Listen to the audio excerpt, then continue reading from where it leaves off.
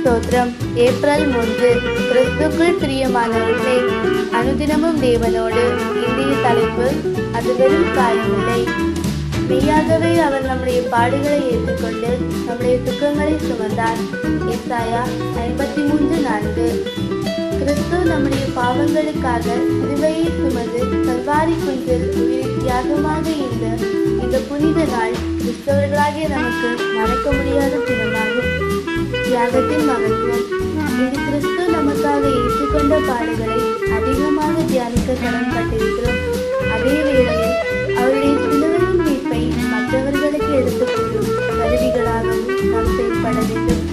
சிலுவையை பற்றிய உபதேசம் நம்மை ரட்சிப்பதோடு ரட்சிக்கப்படுகிறவர்களுக்கு தேவ பலனாகவும் இருக்கிறது. பாவத்தில் மறைத்து போன நமக்கு உயிரளிக்கவே தேவன் இடப்பட்ட தினம் போல் பொறுப்புடைந்தவராய் சிலுவையில் தோன்றினார்.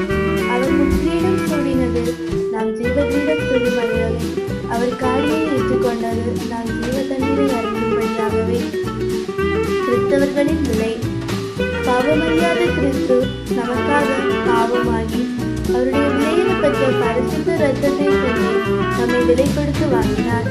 விலையேற பெற்றவர்களால் நம்மை மாற்ற சிலுவையில் அவருடைய விலையேற பெற்ற இரத்தத்தை விலையாக தந்தார்.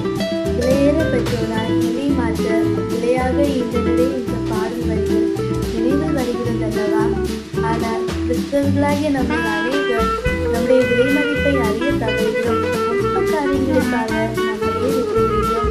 கிறிஸ்தவனே, தேவனால் மீட்கப்பட்ட கூட்டமே, உனக்கு ஒப்பானவன் யார்? இயேசு கிறிஸ்து பாடுபட்டு மரணத்தை தழுவியது மனிதர்களாகிய நாமும் அநேக பாடுகள் வழியால் அவருடைய ராஜ்யமாகிய பரலோக ராஜ்யத்தில் சென்றிருக்கவே, களிமண்ணாகிய நம்மை அழகிய பாத்திரமாக உருவாக்கவே, நம் ஈஸ்வரின் அழகிய கரங்கள் அழைப்பட்டது என்பதை நம் வாழ்வில் ஒருபோதும் மறந்துவிடக்கூடாது.